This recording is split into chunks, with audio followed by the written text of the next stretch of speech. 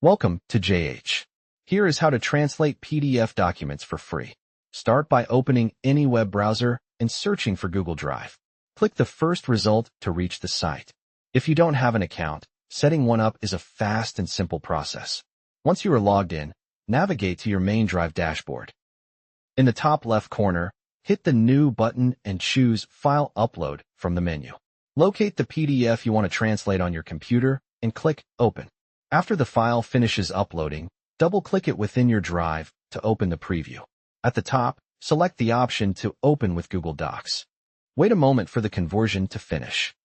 With the document open in Google Docs, go to the Tools menu and select Translate Document.